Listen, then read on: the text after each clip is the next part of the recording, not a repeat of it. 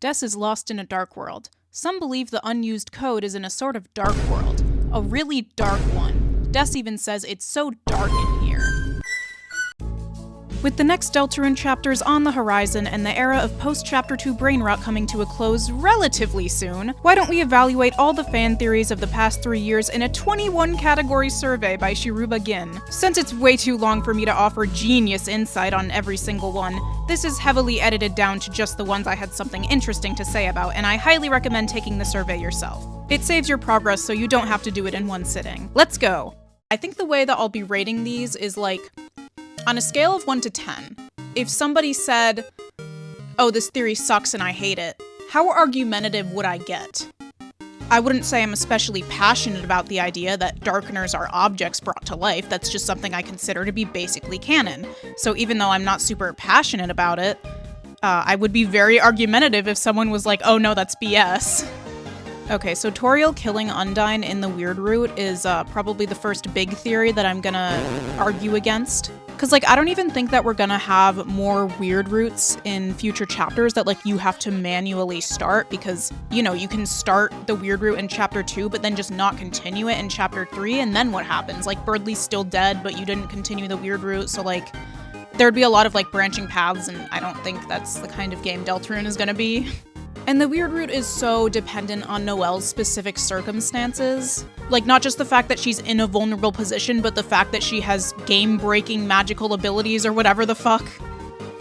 Choosing between ralsei or Noelle theory. I like the idea that the references to things going on in Dragon Blazers can be foreshadowing for the future of Deltarune, and that Deltarune uses Dragon Blazers to talk about itself. The idea that we'd end up choosing ralsei or Noelle would be, you know, a lot of choice. But I absolutely do think that ralsei and Noelle are, how do I put this?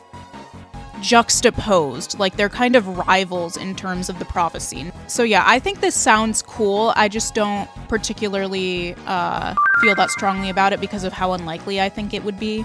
Universal Mother Theory. I really like this. I know it doesn't work as well with, like, Susie, but it's obviously the case for Noelle, and it works pretty well with Kris and with Birdley. Like, again, the flavor text during Birdley's first battle is very obviously mother-coded. And then, like, Kris and Queen's inability to just hang out and have a good time, just the two of them, and the dysfunctionalness of the Dreamer household when it's just Kris and Toriel. It's really good, you guys. And there's, like, obvious parallels between Susie and King. So I feel like even if Queen isn't really a good representation of Susie's parentage, that King is.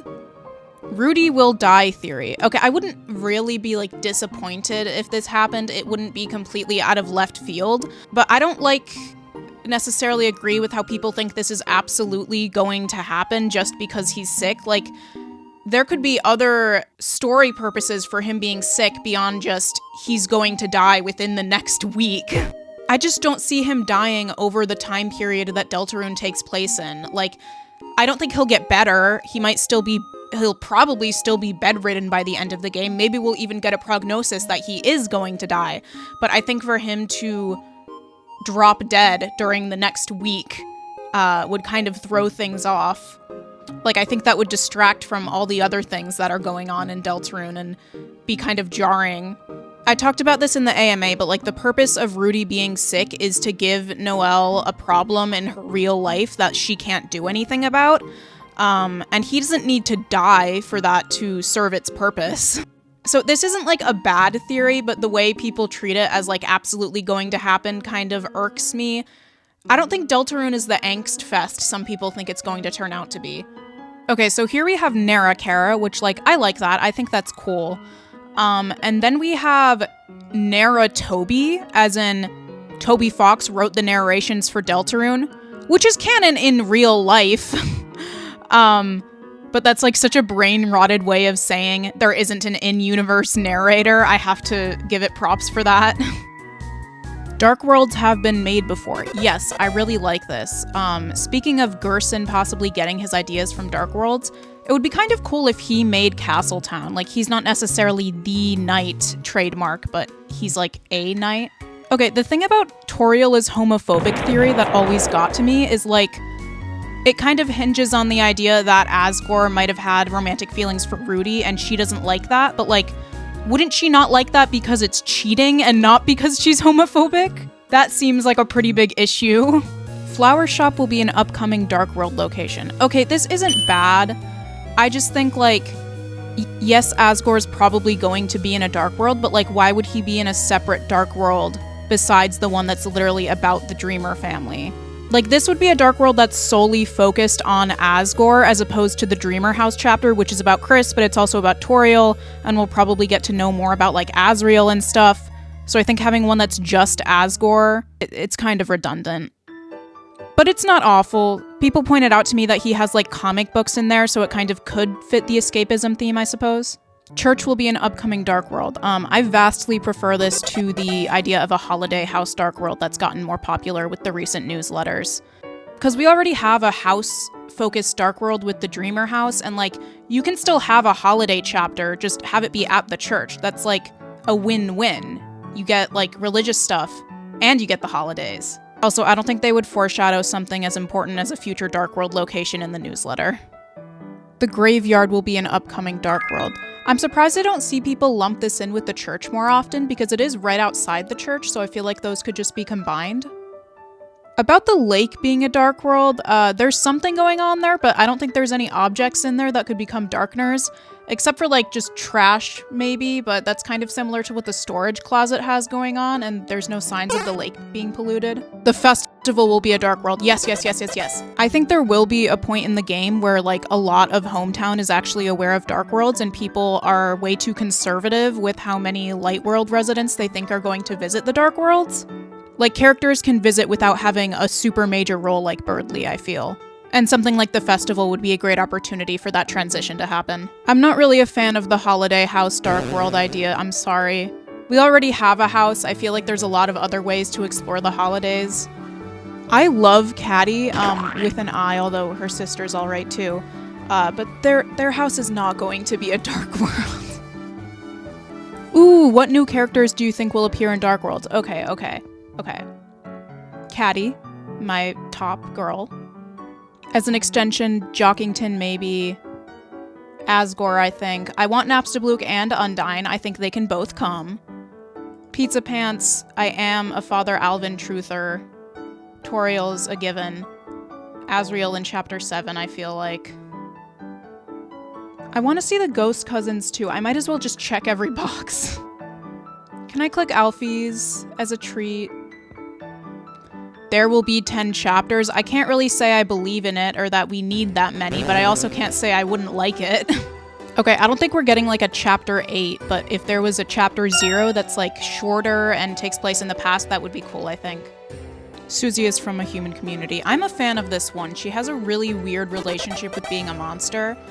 And this would be kind of surprising, but I feel like it's possible she actually did know Kris in the past, like they came from the same orphanage.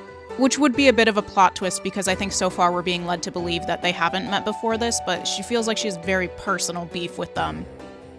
Susie has no home. Okay, so I like this. I don't like the idea that there are parents currently living in Hometown that don't feed their daughter. I think she may have had a bad home life in the past and like ran away from it. And you might argue like how come she's going to school if nobody's making her, and homeless kids do go to school. But I think A, it might allow her to like have meals in the cafeteria. And I don't think she has anything better to do. Like, Susie doesn't know how to approach people at all, but I think she wants to be around people. Susie is half human. I don't hate this. Because again, I feel like she has a weird relationship with being a monster and I want to see that explored. But I don't want monster fucking to be real. Kris likes Susie romantically. I'm a Suzelle purist. I don't dislike it, but they definitely don't seem to have anything against the fact that Noelle likes Susie. There's a solid argument to be made that they do like her, but I wouldn't mind. I don't really want it to happen, though. I love how we have an abundance of theories that Azriel isn't actually at college for some fucking reason. Ralsei is the green crayon. If we didn't have the horn headband, I wouldn't mind this. Like, I don't know, a crayon is something that you use to create. There's something thematically interesting there, but It'd be so strange for the horns to be not only a red herring, but the crayon is the actual culprit. Ralsei is Asriel's pile of ashes. Everything else that people have said about this theory aside, I just don't think Ralsei is that similar to Asriel. They just aren't very similar in personality. Like, they're both nice, I guess?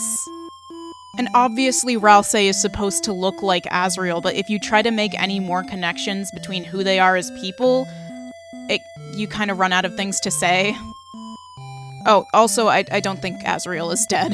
Ralsei is Kris's knife. Okay, slightly more interesting twist than the crayon.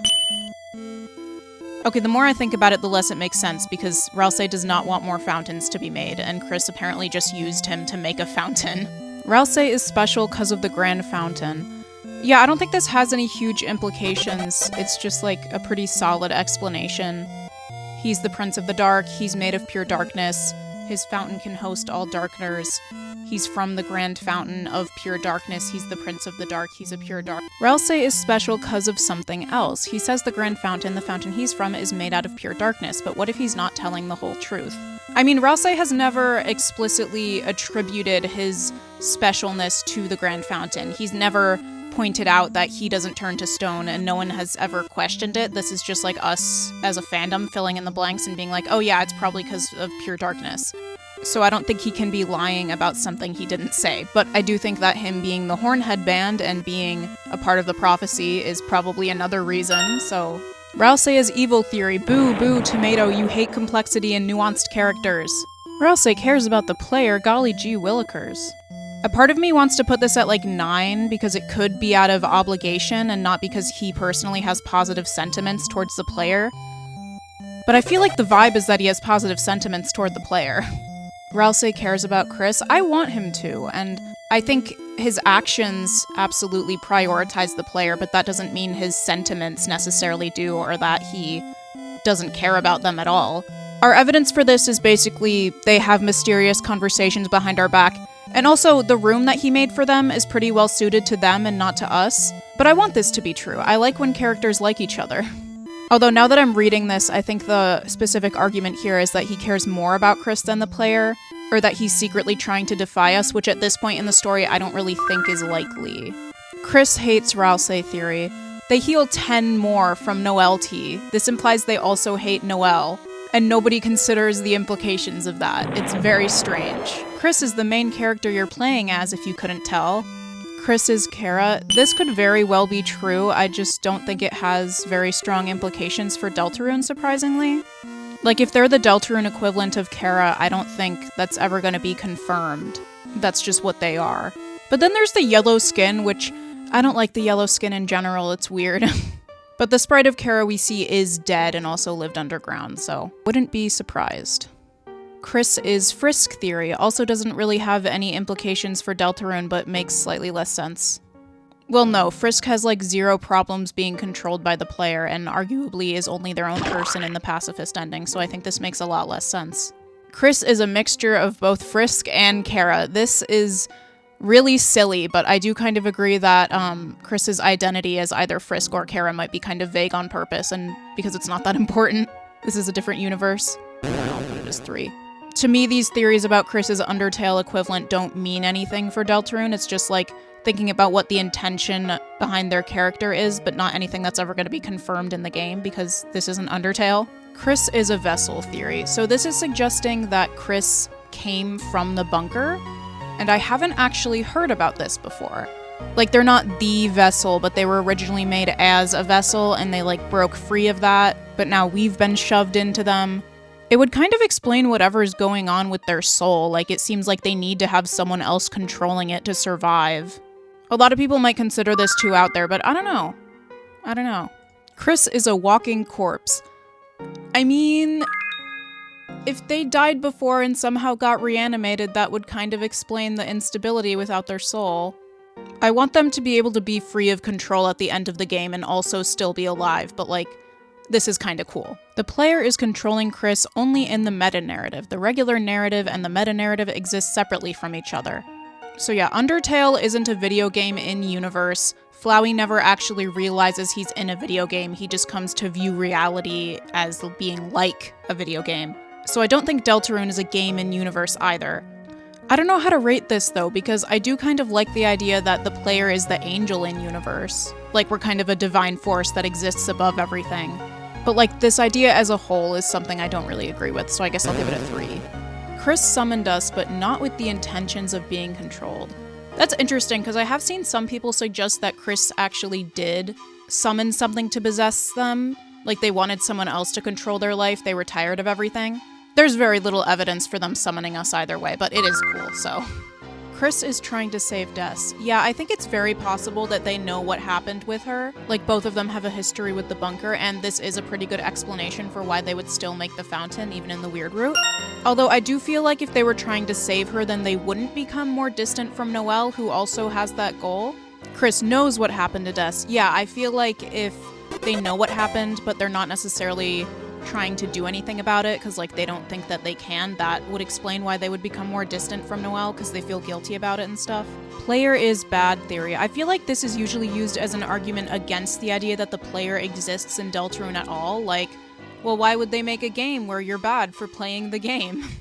But we didn't choose to control them. That's made very clear from the game's opening. And there's never any implication that us not playing the game would free them.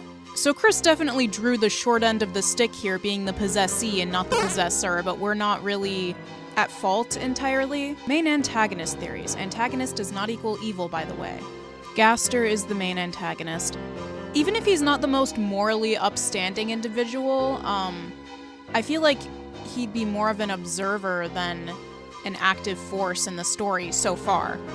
Like, he tried to make us a vessel, and he couldn't even do that. It seems like someone else forced us into Kris. Yeah, I find him more interesting as, like, an allied force, I think. The Titans are the main antagonist. This could very well be true, we just don't know what they represent at all, so it's kind of meaningless. The Knight is the main antagonist. I feel like there's gonna be multiple knights, but even if there's only one, I definitely think they'll be a very sympathetic character at the very least. So I'm gonna give this a 4, but, like, I wouldn't mind. The Angel is kind of the same situation as the Titans for me. The player is the main antagonist. That is not what that word means. Morality aside, I don't think we can be the main antagonist by definition, but either way, I don't think I'm a fan. There is no clear main antagonist. Yeah. The characters in these games have a lot of problems, and not all of them are caused by some evil guy. For the most part, I've been putting 6 for how much do I care about the aspect of the game that these theories came out of, but I think for main antagonist, that's like... It feels like such a weird thing to say, but it's like not my favorite thing to think about. It's objectively important, but at this point theorizing about it is like really vague. Azrael Knight, let that boy get an education, please, I'm begging you. I could maybe accept Papyrus Knight if there's multiple knights and he's just one of them, but otherwise, I don't think there's that much buildup. That would be kind of out of left field, I'm sorry. Again, if there's only one knight, Alvin is not a very good candidate. But there's definitely something going on with him. And if there's multiple knights, I'm a big proponent of him being important in that specific way. Kris Knight. Okay, here's my question. How much does it add to the story for Kris to be the one making the Chapter 2 and Chapter 1 fountains? I feel like it doesn't add that much. I feel like it's more interesting if other characters were behind that. They made a fountain in Chapter 3, and that's super cool and interesting, and I don't really need them to have made more. And yes, there's evidence about their sleepover with Susie being pre-planned, but maybe they just wanted to have a sleepover really badly. You ever think about that? Gaster Knight. Okay, a lot of people don't like this because it wouldn't be surprising. We have one mysterious guy who's Gaster, and we have another mysterious guy who's the Knight, and why would both mysterious guys be the same mysterious guy? That's boring. But when I think about it from the specific angle that, like, Gaster is the one behind the legend, the Knight is a major antagonist of the legend, but in order for a story to happen, there needs to be an obstacle. And Gaster is creating a new future and being the obstacle that needs to exist for the story to happen in his own story. Does that make any sense? I don't know. I'm talking nonsense. Gaster Knight is okay. The Mayor is my favorite Knight candidate, especially if there's only one of them. She's being built up a lot. If she wasn't going to be important, we would have met her by now. She probably wants to find Des. I just like complicated mother figures. I don't know what to tell you. I feel like Des is too trapped in the code to be the Knight, but it is pretty cool. I think she could have a strong motive with helping Noelle fulfill her potential, for example, like how she said she was gonna take Noelle to the city. Not my preferred outcome for Des, but it's pretty cool. I think we're just spinning a wheel to land on random Undertale characters now. Wrong, Mrs. Boom does not work at the library. Birdley leaves the library after going to his shift with her. I am a better Deltarune fan than you. Okay, I like multiple knights in the sense of different characters individually making their own fountains, but not necessarily people working together. Multiple knights, anyone that creates a dark fountain is the knight of that world. Yes. 7 knights. Again, I don't know about Mrs. Boom, but I do love that Cammy Boy G video. Which character do you think could have made the grand fountain? If anyone made it and it wasn't just always there, I think the most compelling answer would be Gerson, since it's probably pretty old. He talks about his ideas coming from dreams. He's got that weird thing going on with Alvin. But I don't see him as an option here, even though Mrs. Boom is, so I guess I have to write him in. Which characters do you think will make a fountain at some point? Noelle.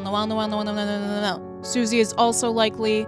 I'm a fan of Mayor Knight. If Alvin didn't make the Chapter 1 fountain, I feel like he could make one. The knight was hiding in the computer lab closet. I don't mind this, but I'm not as big of a believer in it as I used to be. A lot of it hinges on the idea that Noelle and Birdley had already started studying by the time the fountain was made, or even that they fell asleep while studying. But I think the reason that they wake up with their books in front of them might just be Dark World magic. I'm not sure there are super specific rules about how you wake up after entering a dark world. The knight is making fountains because they want to cause the roaring. I mean, yeah, I don't know where Queen would get that name from if the knight hadn't called themselves that. I just think that if this is the case, there's more to the roaring than what ralsei has told us. The knight is making fountains because they want friends. If they're doing it for their own personal escapism, that makes sense, but if it's specifically just because they don't have real friends, that's a bit silly to me. The knight is making fountains to keep the player entertained. That's what I was talking about earlier with like Gaster possibly being the knight. I like this. The knight is making fountains for a misguided reason because they think what they're doing is actually good. I feel like that's kind of a given unless they're just like really evil. What chapter is the knight revealed? I'm thinking 5. I don't really like the idea that it's like too late in the game. I'm gonna put a 4 for how much I care about this aspect of the game. The knight is just not my favorite Deltarune mystery. There's a second voice in the opening theory, so somebody interrupted Gaster and threw away the vessel instead of him. The idea of Gaster pulling a fast one on us is kind of funny, but I think this is true. They don't talk like they're the same person. Okay, fine, I'll give it a 9. The second voice is Kara. Kara existing in Deltarune but also being a separate character from Kris is kind of weird because of how similar they are.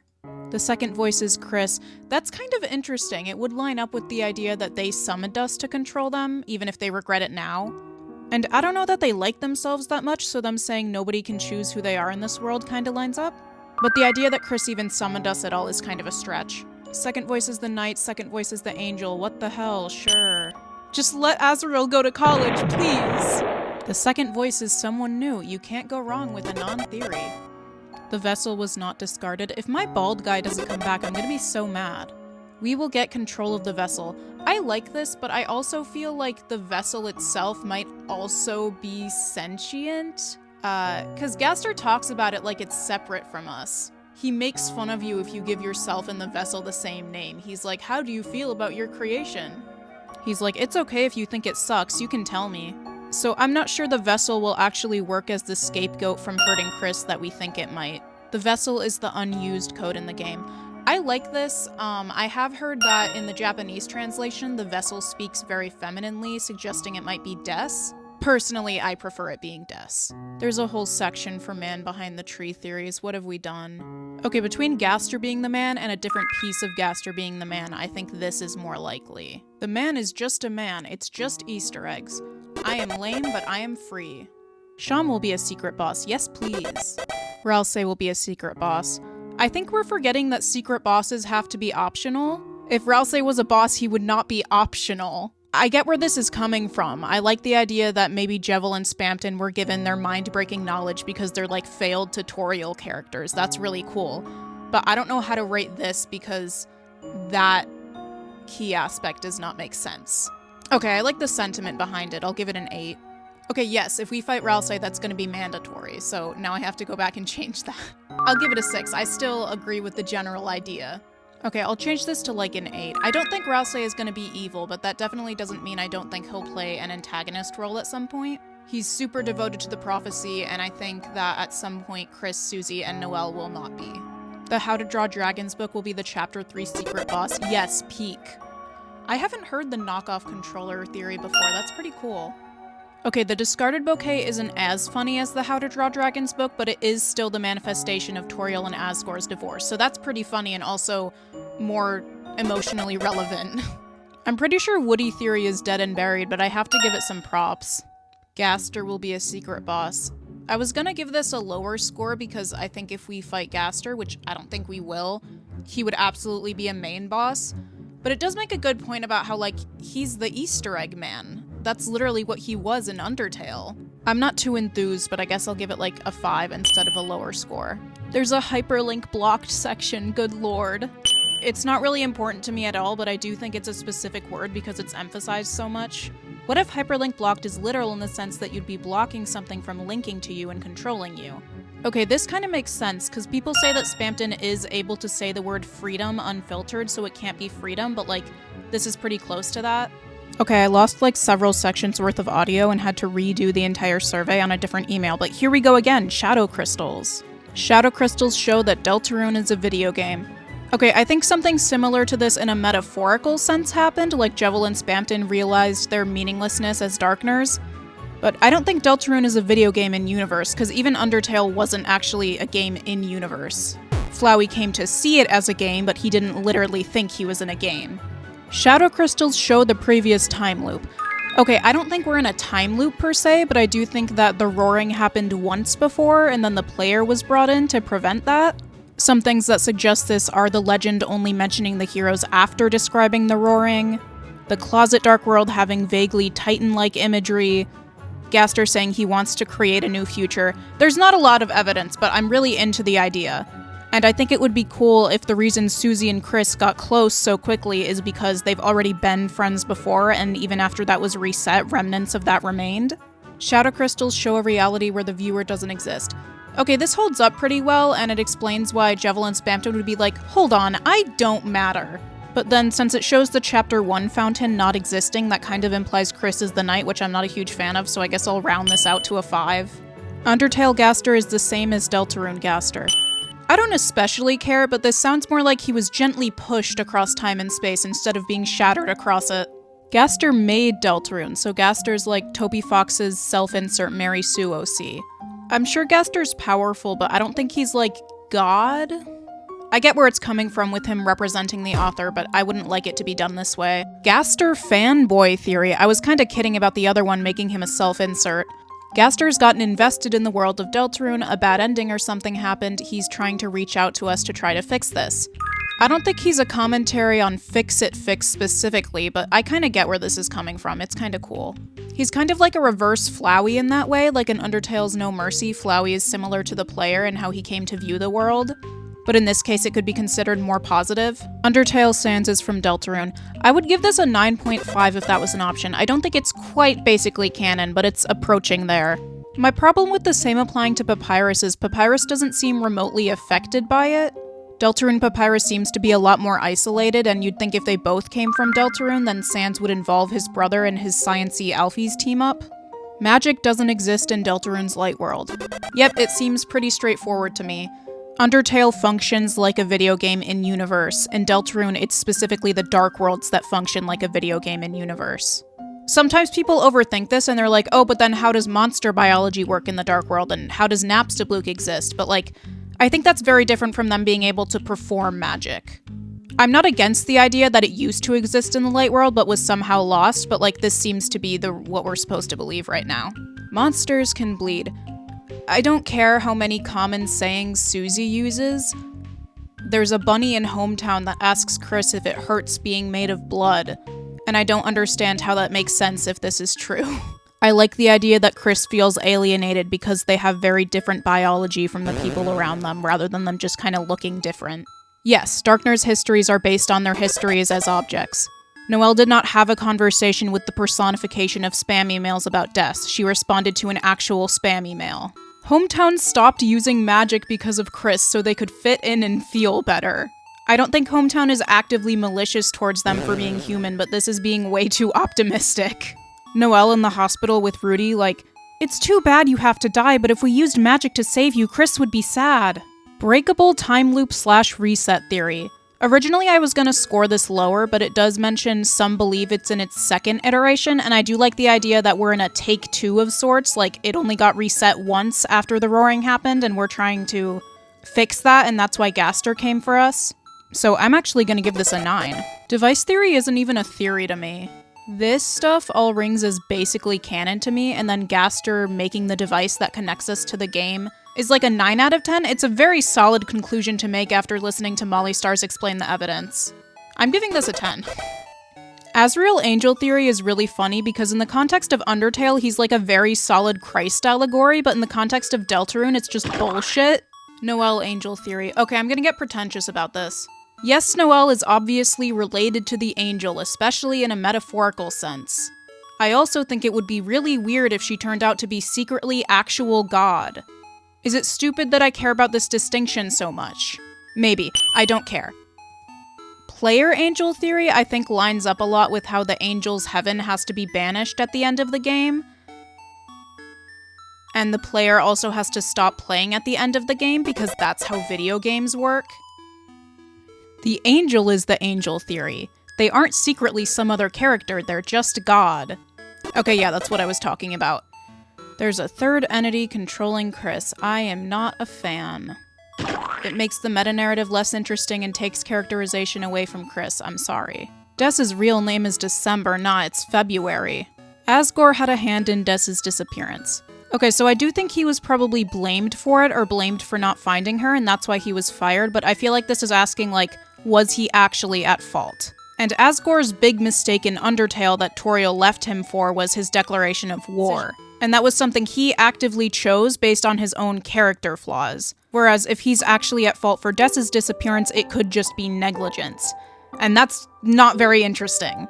If we find out that there were more specific circumstances where Asgore made a bad choice and that somehow led to Des disappearing, that could be interesting. But this is pretty vague. Des is lost in a dark world. Some believe the unused code is in a sort of dark world. A really dark one. Des even says it's so dark in here. This is fine, we just have more Gaster-pilled alternatives. Des is lost in the bunker, that's what I'm talking about. Des died theory. She died and then ended up in the secret code. Okay, it could be an interesting subversion if, like, yes, all that Gastery stuff did happen to Des, and we can find her, but we still have to let go of her, and it's more like we're freeing her spirit or something along those lines than bringing her back alive and healthy. But Noelle's dad is in the hospital, so I think we're covered on dying holiday members. Des got killed by Noelle theory. Noelle is into creepy things, so this wouldn't be too out of character. I do think Noelle's tendencies to cover up traumatic memories are relevant to Des's disappearance, but not like this. Des got killed by Kris. Why do we want all these kids to be murderers? Okay, I think if Kris knows something about her disappearance and they feel guilty for that, that's really cool. And I think if Asgore is hiding that to protect them, that's also really cool. I don't think I've actually heard this before. But this is really extreme, like I don't think she's even dead. Mysterious Valentine's letter is from Gaster. I'm more into the idea that specifically it's a piece of Gaster, perhaps a different one than the one conducting the survey program that wrote the letter, because there are some inconsistencies. But there isn't an option for that, so I'm just gonna give this a basically canon. I don't hate the idea of it being from the man behind the tree, though. That does kind of make sense, it fits with the goofiness. But that is assigning more importance to the man than I would expect. Don't Forget is sung by Des. I like that, it's sweet. Don't Forget is sung by Kris. I think it's less likely, but I really like that, actually. Ralsei also makes a lot of sense. For the Don't Forget being sung by Des description, it talked about her potentially being the emotional core of the game. And I think we're kind of underestimating Ralsei's ability to break our hearts. I feel like his story will also be very emotional. Don't Forget is sung by Susie. I love the bolded text here just being, the singer is also a woman. Have you heard Susie's laugh? It sounds like an old man coughing. She does not have a sweet voice like that. This is true, it doesn't need to be sung by a specific character. Lots of theme songs aren't sung by anyone in universe. Which is a bit of an ironic way to end this considering the survey I've just spent hours taking. Oh fuck, ending theories, that wasn't the last section. I think I'm actually gonna go from the bottom up so we can end on a stronger note. The true ending is in the middle of the game and not the end. The true ending is not at the latest point in the game, but is achieved by finding secrets and messing around with the game and save files to get the supposed more important things. For example, Des in reference to Find Her. So I don't think the more important things than reaching the end is referring to one thing specifically. I think that's more so referring to the general idea of like, the real ending was the friends we made along the way and stuff like that. I think a big part of Deltarune's message is going to be about appreciating your friends and appreciating the little things and your experiences, even if you can't change anything super big in the long run. Like, unironically, it's about the journey, not the destination. And I also think Deltarune celebrates the idea of secrets in video games. Not necessarily in the Snowgrave route, but like the eggs and the secret bosses. When Spamton gives you his item, he says maybe you three can break your own strings. So while I wouldn't go as far as to say that there's actually a true ending that's super different from the default one that you have to find by data mining or something, I do agree with the sentiment behind this. So I'm gonna give this a 7, although the best I can say for what I would think if it turned out like this is I wouldn't mind, because I don't think it's gonna happen quite like that. Beating all the secret bosses will give you the real ending. That would be quite inaccessible for people who are bad at video games like myself. Again, I wouldn't go as far as us getting an entirely different ending for doing side content. I think that's silly. The weird route will give you the real ending. That would be miserable. I think the weird route is commenting on how we desire so strongly to see different things that will do anything even if those different things are awful and terrible. And there's a small chance the weird route will give us a different ending, because it's supposed to feel like you're breaking the game and it's not actually supposed to exist. But I certainly don't think that would be the true ending. Undertale didn't even have a true ending. There will be multiple endings. Okay, I definitely don't think we're being straight up lied to about there technically only being one. There would be no point to that. I kind of vibe with the idea that maybe a major factor in the ending is always going to be the same, or the final scenes are always going to be the same, but the tone of the game or the state that the world is left in will be kind of different depending on certain factors like whether or not you did the weird route or the normal route. So I will give this a 5 because I wouldn't mind something like that. And finally, there will only be one ending. The way I see it, the reason there's only one is because Deltarune as a whole was born from Toby Fox's divine vision, fever dream that he had, of the ending. Everything is leading up to that, so there can't be more than one. And that doesn't have to be a bad thing. I think Undertale's themes of kindness and friendship are obviously also very important to Deltarune, but I think Undertale is a more fantastical story where you can change the world, whereas Deltarune is a more grounded one where you can't. If Deltarune is about escapism, then it's also about reality. The magical video game world and the real one are separated in this game.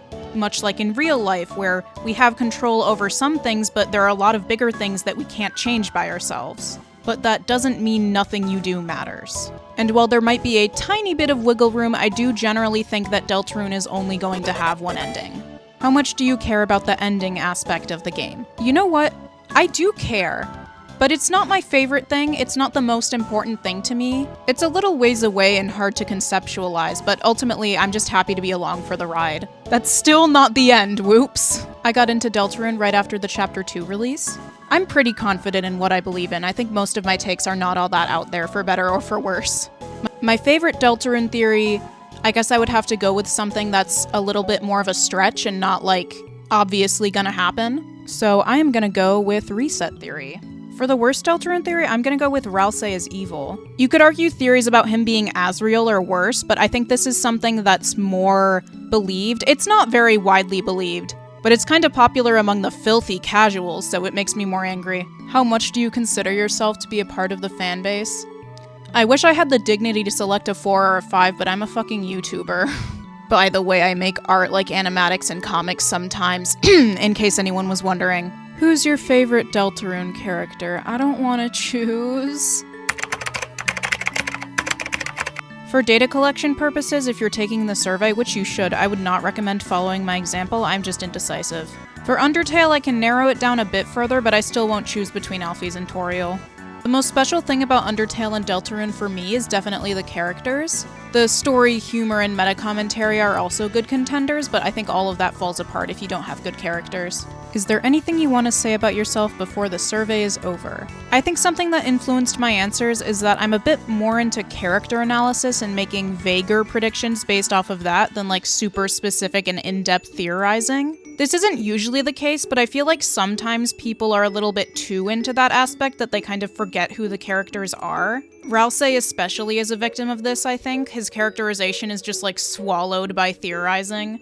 So yeah, I'm gonna write, I think my answers are influenced by me preferring character and thematic analysis-based predictions to logical, detail-oriented theorizing. Thank you for making the survey. It's really in-depth and you obviously put a lot of effort into it. Yeah, shout out to everyone who contributed to the survey, including obviously Shiruba for making it. I'm looking forward to making more videos in 2025, and I hope you have a happy new year.